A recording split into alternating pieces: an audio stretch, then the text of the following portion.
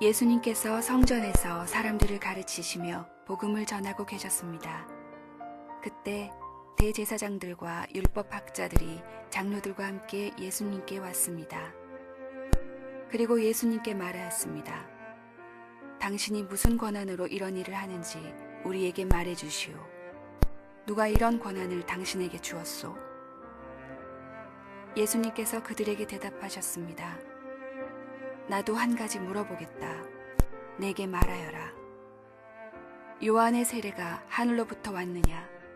아니면 사람에게서 왔느냐? 그들이 서로 의논하여 말했습니다. 만일 우리가 하늘로부터 왔다고 말하면 왜 그를 믿지 않았느냐고 할 것이다. 그렇다고 사람에게서 왔다고 말하면 모든 백성들이 요한을 예언자로 확신하고 있으므로 우리를 돌로 칠 것이다. 그래서 그들은 어디서 왔는지 모르겠다고 대답하였습니다. 예수님께서 그들에게 나도 무슨 권한으로 이런 일을 하는지 말하지 않겠다 하고 말씀하셨습니다. 예수님께서 사람들에게 이런 비유를 말씀하셨습니다. 어떤 사람이 포도원을 만들어 농부들에게 세를 주고 오랫동안 여행을 갔다. 포도철이 되어 그 사람은 포도원의 수확 중에서 얼마를 거두려고 종 하나를 농부들에게 보냈다. 그러나 포도원 농부들은 그를 때리고 빈손으로 돌려보냈다.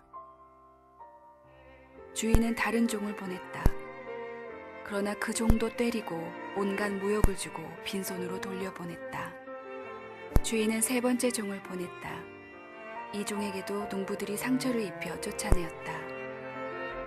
포도원 주인은 말했다. 어떻게 할까? 내 사랑하는 아들을 보내야겠다. 아마도 내 아들은 존경할 것이다. 포도원 농부들이 그를 보고 서로 의논했다. 이 사람은 상속자다. 이 사람을 죽여 유산을 우리가 가로채자. 그들은 아들을 포도원 밖으로 끌어내어 죽였다. 그러면 포도원 주인이 농부들을 어떻게 하겠느냐? 그가 돌아와 포도원 농부들을 죽이고 포도원은 다른 사람들에게 넘길 것이다. 사람들이 이 말씀을 듣고 말했습니다. 그런 일이 제발 일어나지 않았으면 좋겠습니다. 예수님께서 그들을 바라보시며 말씀하셨습니다. 그러면 건축자들의 버린 돌이 집 모퉁이의 머릿돌이 되었다고 기록된 것은 무슨 뜻이냐? 누구든지 그 돌 위에 떨어지는 사람은 부서질 것이요 이 돌이 누구 위에 떨어지든지 그를 가루로 만들 것이다. 율법학자들과 대제사장들이 예수님께서 이 비유를 자기들을 빗대어 하신 말씀인 줄 알았습니다. 그래서 즉시 예수님을 잡기를 바랐으나 사람들을 두려워하였습니다.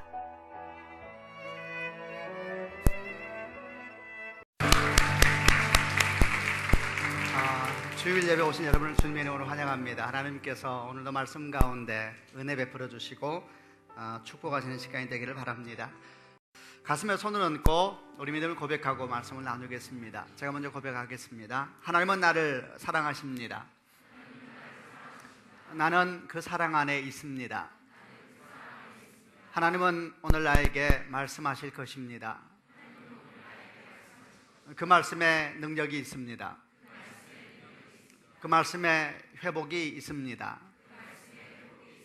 내 마음을 하나님께 엽니다. 내 생각을 예수님께 집중합니다. 들은 만큼 변합니다. 들은 만큼 행복해집니다. 지난 주일날 예수님께서 예루살렘에 입성하셔서 이제 저희가 함께 나누는 말씀이 그 이후에 있었던 일주일 동안에 대한 내용들을 나누게 될 것이라 이야기를 했습니다. 지금까지 있었던 주님의 공생의 사역도 물론 다 하나하나가 주의 복음을 위한 너무 중요한 사역이었지만은 7일 동안에 있었던 사역은 보다 더 우리가 주목할 만하고 더 많이 묵상하면서 나아가게 될 본문이라고 생각을 합니다. 그중에 특별히 오늘의 제가 나눌 내용들은 예수님의 권세라는 제목으로 있었던 한 사건을 나누게 되면서 권위에 대해서, 권세에 대해서 함께 말씀을 나누어 보려고 합니다. 오늘 본문이 시작된 배경은 이렇습니다. 몇몇 제사장들과 율법학자들, 바리새인들이 예수님을 찾아와서 좀 불편한 상황으로 질문을 하면서 이 얘기가 시작됩니다. 누가 당신에게 이런 권한을 주었습니까? 당신은 무슨 권한으로 이렇게 무리하게 행동하고 함부로 말하는 것입니까? 이렇게 질문하면서부터 얘기가 시작이 됩니다.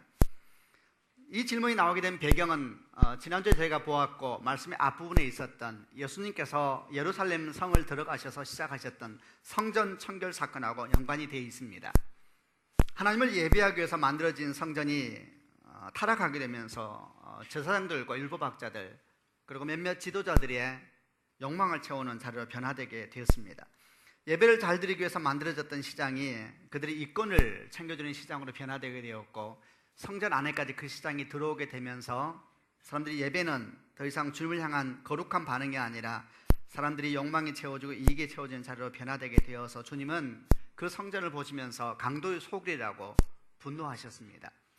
그리고 이렇게 말씀만 하신 것이 아니라 행동을 하셨는데 돈을 바꾸는 상을 뒤집어 엎고 그리고 그들이 팔고 있는 짐승을 채찍을 만들어서 내어 쫓으면서 내 아버지 집은 기도하는 집이다 라고 말하면서 분노하시면서 성전을 청결케 하는 사건이 있었습니다.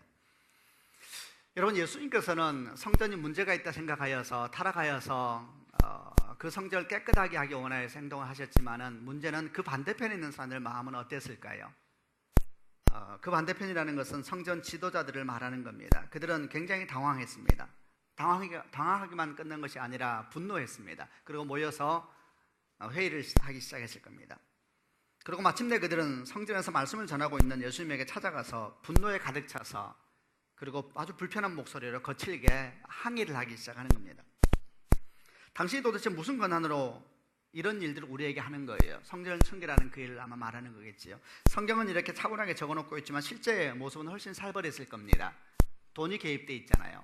그리고 또 권위라는 것. 사실은 그 사건으로 말미암아 다 알면서도 말하지 않았던 치부가 드러나게 되면서 성전 가운데 있었던 부끄러움을 당하는 사람들이 지금 우리가 만난 이 사람들이니까 그들이 얼마나 불편한 모습으로 또 격한 모습으로 찾아왔겠습니까? 아마도 그 당시에 그 현장에서 우리가 보았다면 지금 성경에 나타나고 있는 이런 느낌의 차분한 글이 아니라 훨씬 더 불편했겠죠. 도대체 당신이 누구냐고, 당신이 도대체 뭔데 함부로 이런 자격으로 함부로 말을 하고 함부로 행동하냐고, 누가 당신에게 그런 자격을 주었냐고, 당신 누구야? 뭐 이런 얘기를 했을지도 모르겠습니다. 그보다 더한 모습으로도 다가왔을 겁니다. 질문하는 이 사람들은 누구입니까? 예, 매우 종교적인 사람들입니다. 지금 말한 것처럼 이스라엘 대신하여서 예배하는 성직자들이었고 그들에게 말씀을 가르치는 율법학자들이었고 그리고 그들의 종교적인 삶을 도와주는 지도자들이었습니다. 그들은 매우 종교적인 사람이었지만 사실은 그 중심에는 주님을 향한 소망이 없고 오히려 자기 기득권을 유지하고 자기 영향력을 유지하기 위한 일에만 관심이 있었던 사람들이었습니다. 그런데 문제는 뭐냐면 이들의 삶이 내용이 영혼이 그럼에도 불구하고 자신들은 전혀 그렇게 생각하지 않고 있었다는 겁니다. 그들은 자신들이 건강하다고 생각했습니다. 자기가 건강하다고 생각하니까 그런 자신을 향하여서 회개를 외치고 또는 하나님께 돌아오라고 말하는 세례 요한이나 예수님이 얼마나 불편했겠습니까? 자기는 아무 문제가 없는데 주님 말씀하시기를 그들을 회칠한 무덤이라 말하기도 하고 위선자라고 말하기도 하는 내용을 들으면서 그들 마음이 얼마나 어려웠겠습니까? 실제로 성경은 말하기를 그들이 예수를 죽이고 싶었다 그랬습니다. 그게 사람인가 봅니다. 오늘 저희는 이 현장 속으로 들어가 보려고 합니다. 이런 날카로운 대립 속에서 있는 주제에 대해서 묵상을 해보려고 하고 그리고 바리새인의 질문과 주님의 대답 가운데 있는 건의에 대한 이야기들 그리고 우리 자신에 대한 내용들을 돌아보고 듣고 반응하는 시간을 갖기를 원합니다. 먼저 1절과 2절 말씀을 같이 한번 읽어보겠습니다. 1절과 2절입니다. 읽겠습니다. 시작. 예수님께서 성전에서 사람들을 가르치시며 복음을 전하고 계셨습니다. 그때 제사장들과 율법학자들이 장로들과 함께 예수님께 왔습니다. 그리고 예수님께 말하였습니다. 당신이 무슨 권한으로 이런 일을 하는지 우리에게 말해주시오. 누가 이런 권한을 당신에게 주었소? 이들이 묻습니다. 당신이 무슨 권세로 이런 일을 합니까? 당신에게 누가 이런 권한을 주었습니까? 이렇게 질문하죠. 여러분, 이 질문에 대해서 어떻게 생각이 되십니까? 사실 조금만 생각해 보면은 질문한 동기를 잠깐만 제쳐놓고 생각한다면 이 질문은 굉장히 중요한 질문입니다. 해야 되는 질문이죠. 다만 오늘 질문은 사람들이 동기가 선하지 않기 때문에 문제가 생겼습니다만은 이 질문 자체가 문제가 있는 것은 아닙니다. 오히려 더 나아가서 이런 질문은 반드시 해야 합니다. 우리가 건강한 신앙을 갖기 위해서, 또 우리가 주님 보시기에 건강한 믿음의 삶을 만들어가기 위해서 항상 해야 되는 질문이기도 하고, 동시에 자기 자신을 향하여서 반추해야 되는, 성찰해야 되는 질문이기도 합니다. 이 말씀 속에 첫 번째 우리가 배울 것은 우리도 질문해야 된다는 겁니다. 그리고 우리도 이들처럼 주 앞에 나아가야 된다는 것입니다. 오늘 얘기 초점은 권위에 대한 것이었습니다. 그러나 여러분, 권위에 대한 것만이 아니라 많은 부분에 있어서 우리는 질문을 해야 됩니다. 오늘날 우리 한국 교회 모습을 보면 참 우리가 신기하게 생각하는 것은 너무나 많은 이단이 흥하고 있다는 것입니다. 교회 내에도 많은 문제가 있어서 우리가 함께 고민을 하고 있지만은 건강한 교회, 그런 교회만이 아니라 건강하지 못한 교회와 이단들이 너무나 흥하고 있는 현실을 보게 됩니다. 왜 그럴까요? 아마도 그 이유 중에 하나는 오늘 이들이 물었던 질문, 이런 질문들에 대해서 우리가 너무 하지 않기 때문에 그런 것은 아닐까. 믿음이라는 것을 고민하고 그 고민 속에서 주 앞에 나아가는 몸부림의 과정을 통하여서 만들어져가는 과정인데, 혹시 우리는 너무 그것을 안 하고 있는 것은 아닐까. 복음은 사람들을 통해서 전해집니다. 그러나 그 사람이 모두가 진짜는 아닙니다. 오히려 성경은 우리에게 끊임없이 경계하고 있는 것은 거짓 선지자를 주의하라고 말합니다. 그리고 더 나아가서 사단은 자기를 광명의 천사라고 가장한다고 말하고 있기도 합니다. 고린도서 11장 13절 15절 말씀, 이런 사람들은 거짓 사도들이며 속이는 일꾼들이며 그리스도의 사도들인 것처럼 가장하는 사람들입니다. 이런 것에 대해 놀랄 것은 없습니다. 그것은 사단도 자신을 빛의 천사로 가장하기 때문입니다. 그러므로 사단의 일꾼들이 의의 일꾼으로 가장한다고 해서 크게 놀랄 것은 없습니다. 사도 바울은 고린도 교회에 말하기를 수많은 이단들이 또는 사단이 자기가 마치 하나님의 일꾼인 것처럼 가장하는 것은 전혀 이상한 것이 아니다. 그러므로 우리가 그 일에 대해서 깨어 있어야 된다라고 말을 하고 있습니다. 우리는 고민해야 됩니다. 질문해야 됩니다. 그리고 그 질문에 답을 찾기 위해서 주 앞에 겸손하게 무릎을 꿇고 가난한 마음으로, 온유한 마음으로, 그러나 간절한 마음으로 주의 말씀과 나아가면서 기도해야 되는 겁니다. 정말 그들은 바른 권위를 가지고 있는 것일까? 그리고 그들은 그 권위를 바르게 사용하고 있는 것일까? 그들은 자신들이 예수께로부터 보냄받은 사람이라는 것을 바르게 나타내고 있는가? 질문들을 해야 됩니다. 권위에 대한 것만이 아니라 우리 일상생활도 마찬가지입니다. 우리는 질문해야 됩니다. 그리고 고민해야 됩니다. 한 집사님에게 메일을 받았습니다. 그 집사님이 신앙에 대해서 고민하는 몇 가지 질문들을 받았는데, 그 질문을 읽고 답을 하면서 저도 참 은혜를 받았습니다. 이렇게 질문을 보냈더라고요. 목사님, 요즘 제가 참 평안한 날을 보내고 있습니다. 하나님이 참 은혜를 주셨어요.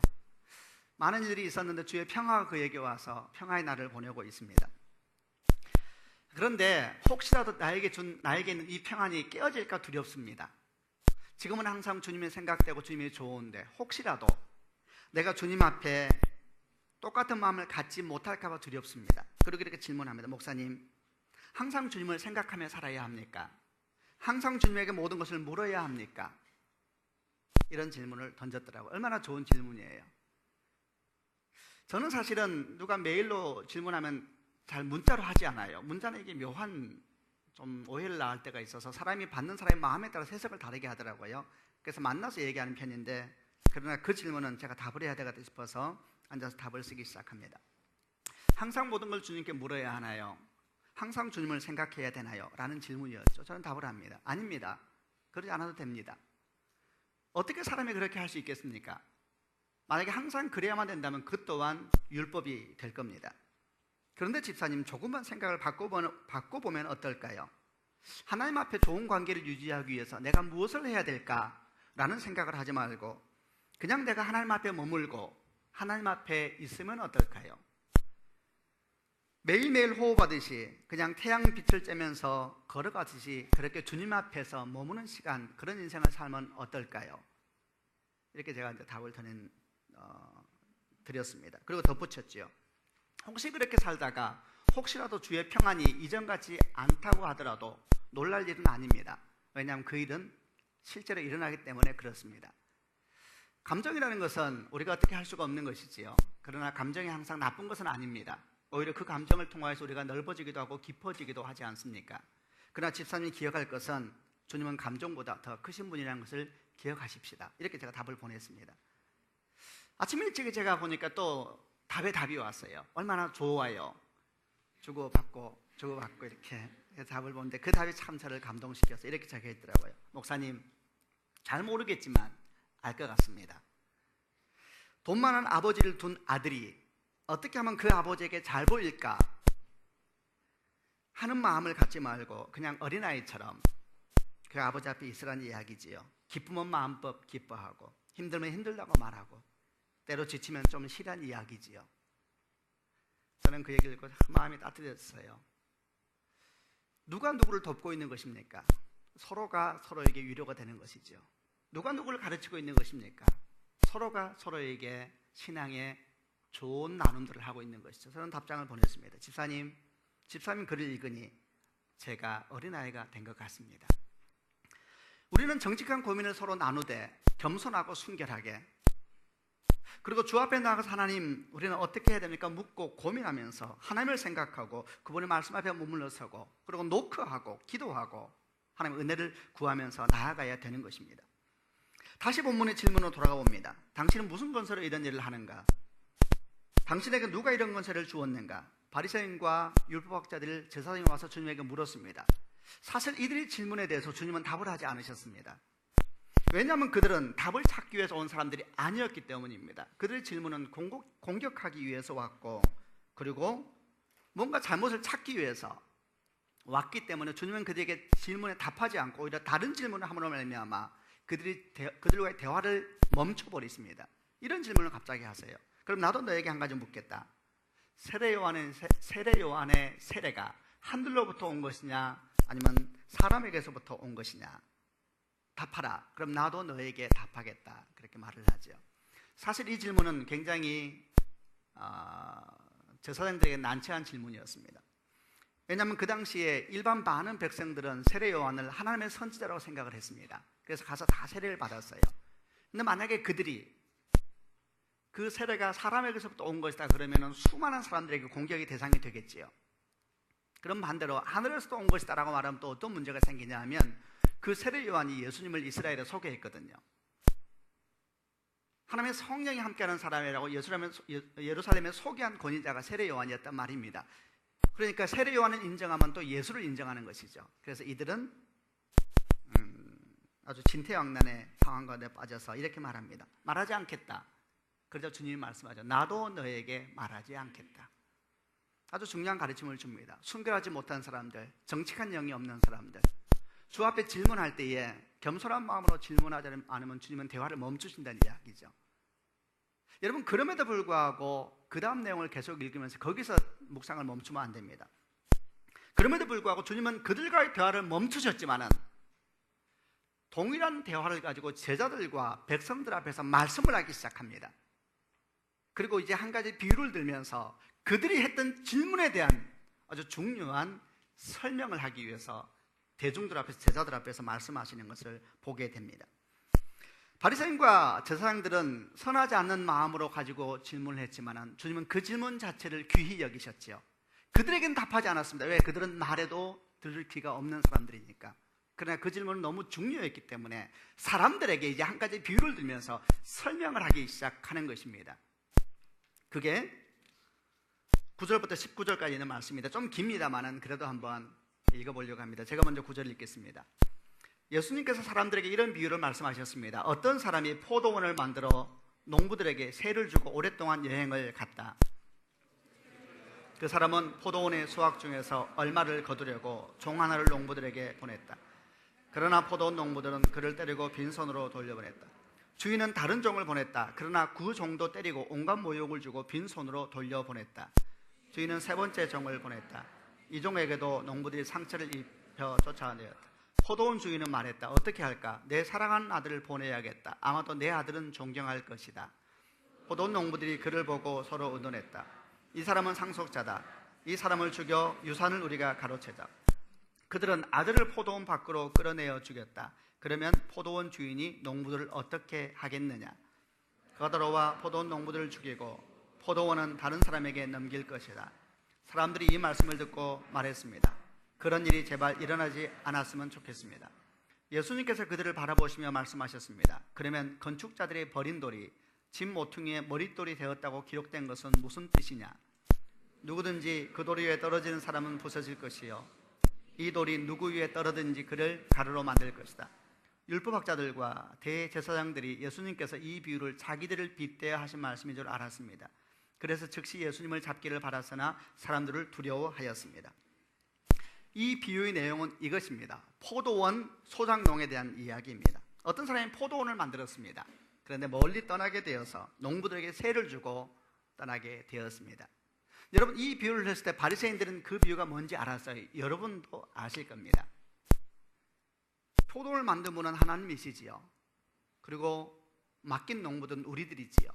그 포도원은 하나님 것이었지만 이 땅은 다 주님 것이지만 주님께서 우리에게 잠시 맡겨놓은 것을 비유하면서 설명을 하는 겁니다. 수확의 때가 되어서 그 주인이 종을 보내서 수확 중의 일부를 새로 받아오게 했다 합니다. 그러나 농부들은 그 종을 때리고 빈손으로 돌려보냅니다. 두 번째 종을 보냅니다. 또 마찬가지로 때리고 빈손으로 돌려보냅니다. 세 번째 종을 보냅니다. 그 종마다 상처를 입혀서 쫓아 보내버립니다. 선지자들에 대한 이야기입니다. 하나님께서 많은 선지자를 통하여서 그들에게 말씀하였지만 그들은 말을 듣지 않았지요.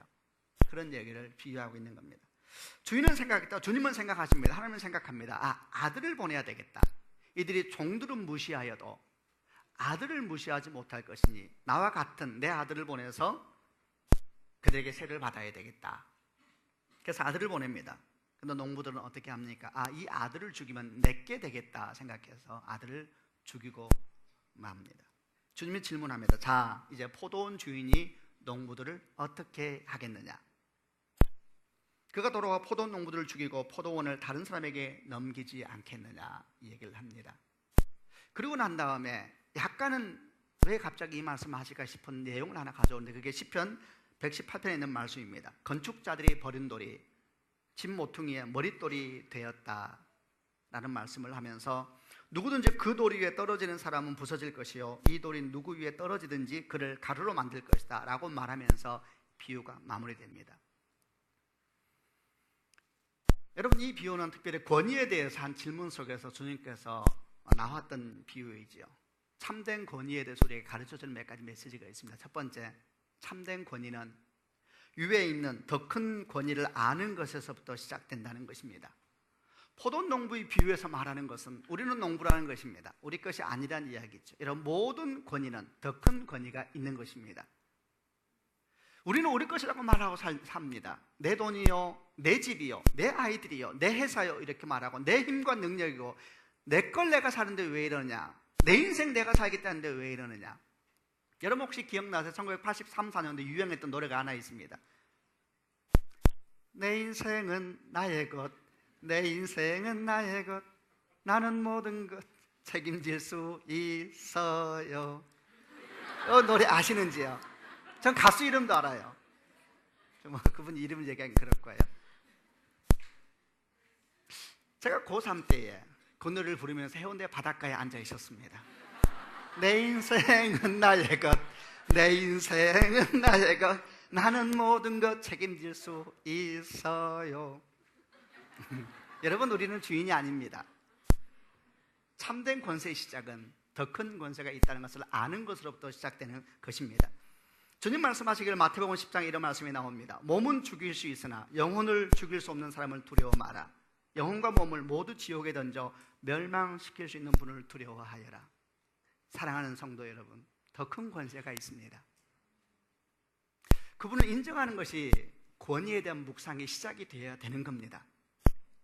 진짜 권세가 따로 있다는 것입니다. 진짜 권위가 있다는 것입니다. 그리고 그 권위로부터 우리는 또 다른 권위를 위임받은 것입니다. 아비됨의 권위, 어미됨의 권위, 남편됨, 아내됨에 다 권위가 있죠. 여러분, 저희는 교회 목사입니다. 저는 그 권위로부터 위임받은 것입니다. 더 큰 권위가 있는 겁니다.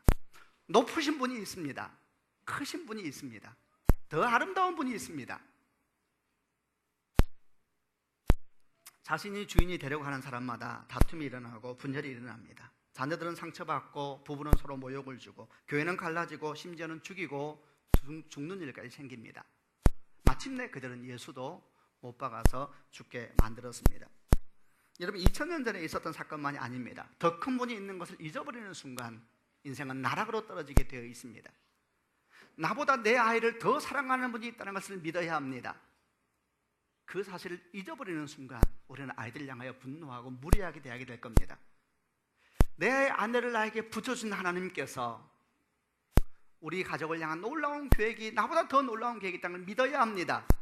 그래야지 우리는 다시 보는 눈이 바뀌게 될 것이고 행동이 바뀌게 될 것이고 말을 바꾸게 되겠지요. 무리하면 안 되는 것입니다. 저희 교회가 지금 임직자 훈련을 하고 있는데, 임직자 훈련 끝날 때마다 서울 드림교회의 리더의 10가지 자세라는 제목으로 저희가 서약 같은 것을 합니다. 그 중에 저는 이 내용이 참 좋아요. 내용 중에 하나가 이런 것이 있습니다. 나는 주인 행세를 하지 않고 주인의 마음을 가진 리더가 되겠습니다. 너무 멋지죠? 감동하셔야 돼요. 제가 다시 말하겠습니다. 나는 주인 행세를 하지 않고 주인의 마음을 가진 사람이 되겠습니다. 여러분, 너무너무 좋은 말 아니에요? 더 높은 분이 있습니다. 당신보다 당신을 더 사랑하는 사람이 있습니다. 왜 당신에게 그렇게 무례합니까? 자기 자신을 향하여서 왜 소망이 없다고 말합니까? 더 높은 분이 당신을 지켜주시고 당신의 인생을 인도하시고 당신 인생을 향한 놀라운 계획이 있는데, 우리는 많이 기도하고 묵상해야 됩니다. 두 번째, 참된 권세는 먼저 깨어지고 부서지는 아픔을 겪어야 된다는 것입니다. 시편 118편에 있는 말씀을 주님이 인용하십니다. 건축자들이 버린 돌이 머릿돌이 되었도다. 로마서 9장 33절에 이런 말씀이 나옵니다. 보라, 내가 시온에 사람들의 발에 부딪히게 하는 돌과 사람들을 걸려 넘어지게 하는 바위를 둘 것이니 그를 믿는 사람은 부끄러움을 당하지 않을 것이다. 예수님에 대한 이야기입니다. 보라, 내가 예루살렘 시온에 사람들이 발에 부딪히는 이 걸림돌 같은 돌을 두겠다는 거예요. 열심히 걸어가는데 발에 툭 걸려서 우리를 넘어지게 하는 돌이 있잖아요. 시온에 그 돌을 두겠다는 거예요. 사람들을 걸려 넘어지게 하는 바위를 두겠다는 거예요. 건축자들이 버린 돌이 모퉁이 돌이 되었다는 얘기는 뭡니까? 건축자들은 유대민족 지도자를 말하는 겁니다. 그들은 예수를 버렸죠. 왜 버렸는지 아세요? 너무너무 불편하니까요. 주님 말씀하시길 그 예수님은 사람들이 발에 부딪히는 돌이라 그랬고 사람들이 걸려 넘어지게 하는 바위라 그랬습니다. 당시 유대 지도자들에게 예수님은 아주 불편한 대상이었습니다. 아무 문제 없이 잘 살고 있는데 예수라는 사람이 와서 죄에 대해서 말하기 시작하고 그 주님이, 하나님이 그들의 삶을 심판하실 것이라고 말하니까 얼마나 불편했겠습니까?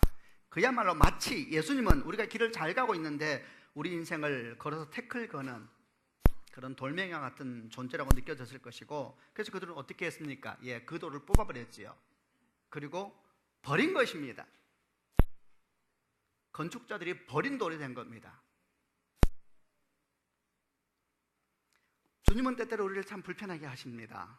우리를 당황스럽게 하고 우리를 힘들게 합니다. 정말 주님은 때때로 아주 많은 경우에 우리 인생길 가운데 있는 돌멩이와 같습니다. 우리를 깨어버리십니다. 성경은 이 돌에 부딪히는 것마다 다 부서질 것이라 그랬습니다. 그래서 예수를 만나는 사람들은 다 부서지는 경험을 하게 되어 있습니다. 꿈이 부서집니다. 그들의 목표가 부서집니다. 돈 버는 방향이 부서지게 되어 있습니다. 생각하는 방법이 다 부서지게 되어 있습니다. 좋아하는 것이 다 부서지게 되어 있습니다. 다 부서지는 것입니다. 주님은 돌이십니다. 권위도 마찬가지입니다. 참된 권위가 다시 세워지기 위해서는 부서지는 고통을 겪어야 되죠. 그리고 그 부서지게 하는 것이 예수 그리스도이십니다. 저는 제 인생에 목사로서 걸어가면서 항상 영원한 숙제가 아마도 이 권위에 대한 제 마음의 중심이 아닌가 생각을 합니다.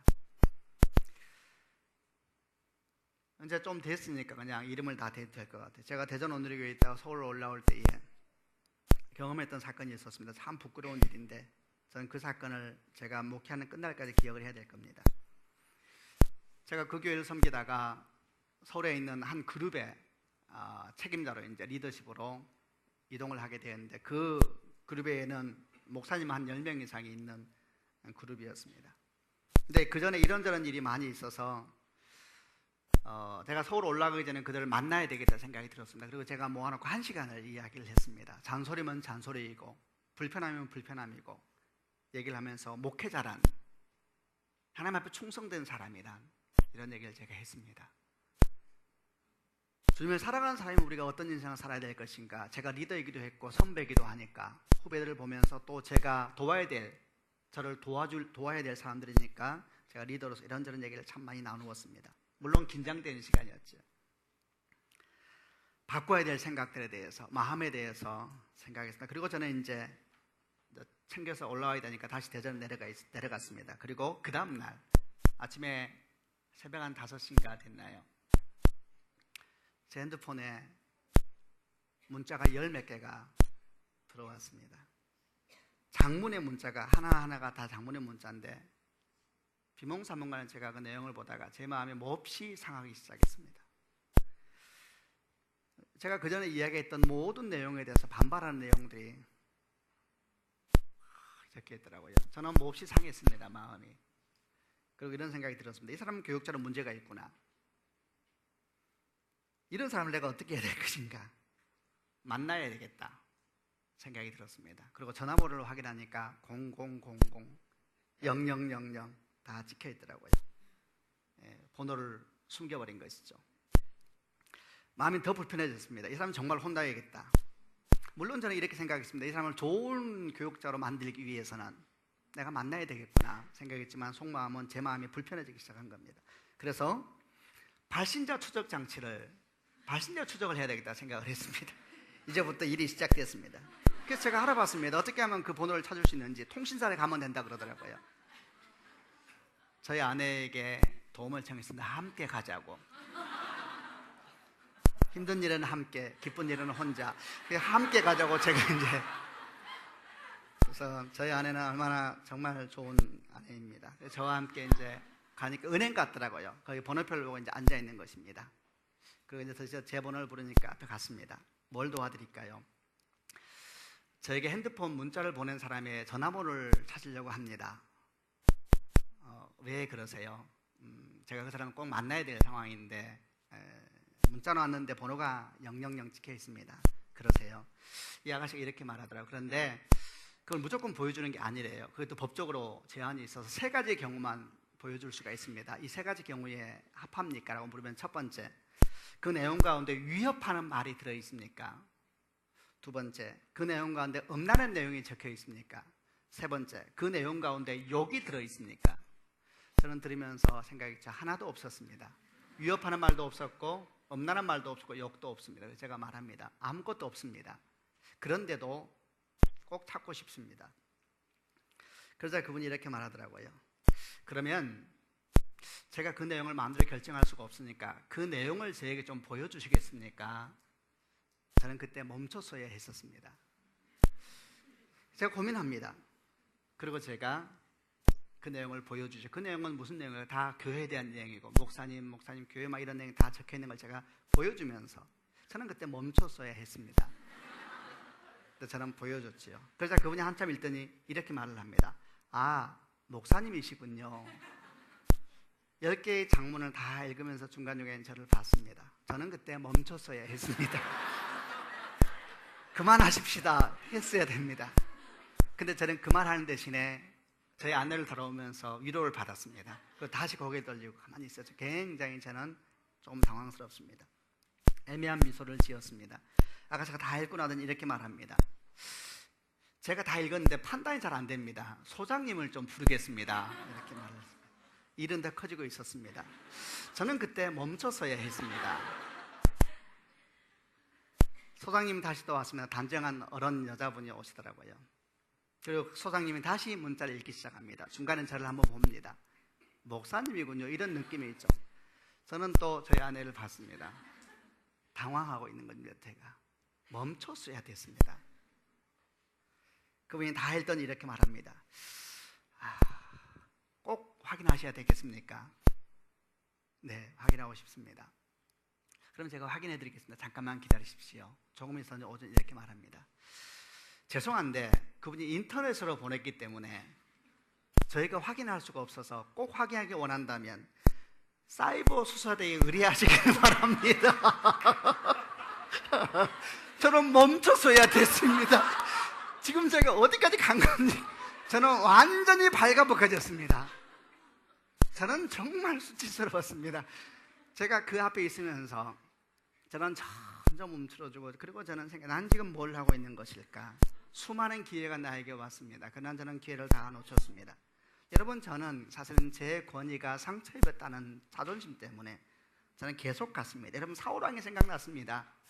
자기 권위가 상처입었다는 것 때문에 다윗을 향하여 큰 창을 들고 던졌던 사울왕,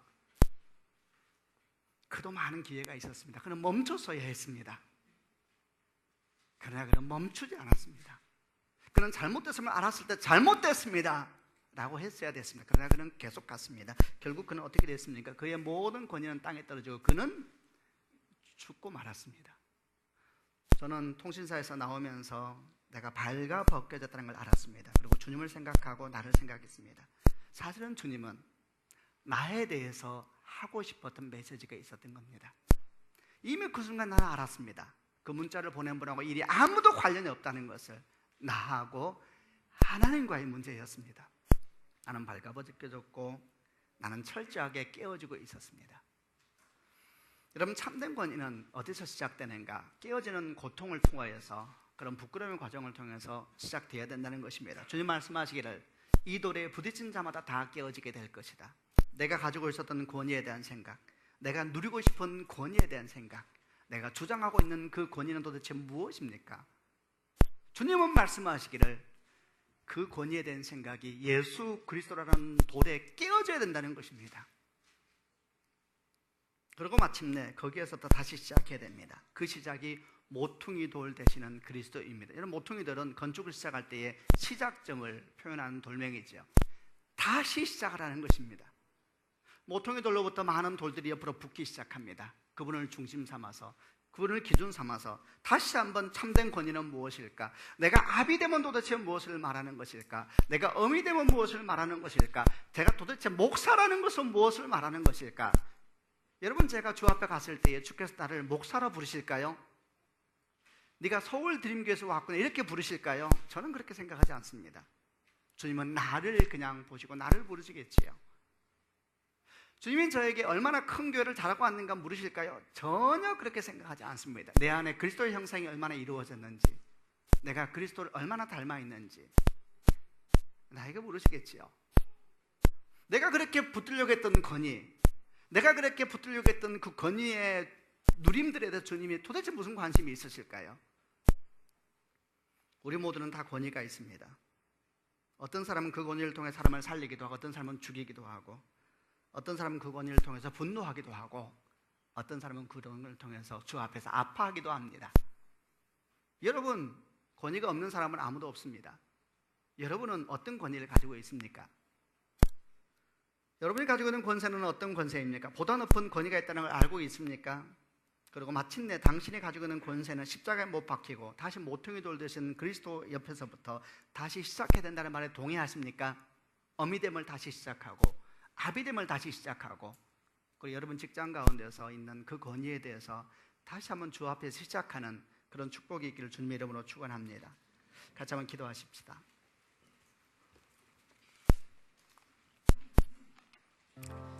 한번 가슴에 손을 얹어 보시기를 바랍니다. 여러분은 분노하는 권위를 가지고 있습니까? 주장하는 권위를 가지고 있습니까? 아니면 살리는 권위, 가난한 마음을 가진 권위, 주 예수를 닮은 권위를 가지고 있습니까? 우리는 끊임없이 물어야 합니다. 나는 도대체 어디에 서 있는가? 그리고 나는 지금 어디를 향해서 가고 있는가? 우리는 아파해야 됩니다. 그리고 날마다 우리 생각이 주 앞에서 깨어지는 경험을 해나가야 됩니다. 기도할 때 주여 내가 깨어지길 원합니다. 내 아비됨과 어미됨이 주 앞에서 깨어지게 하여 주시고 다시 한번 주 옆에서 시작되게 하여 주시옵소서. 우리가 얼마나 지혜롭지 못한지, 우리가 얼마나 교만한지, 우리가 얼마나 함부로 말하는 사람들인 주님이 아시는데, 오 주여 나에게 은혜를 베풀어 주옵소서. 함께 기도하십시다. 살아계신 아버지 하나님, 우리가 주 앞에 나아갑니다. 과연 나는 누구입니까?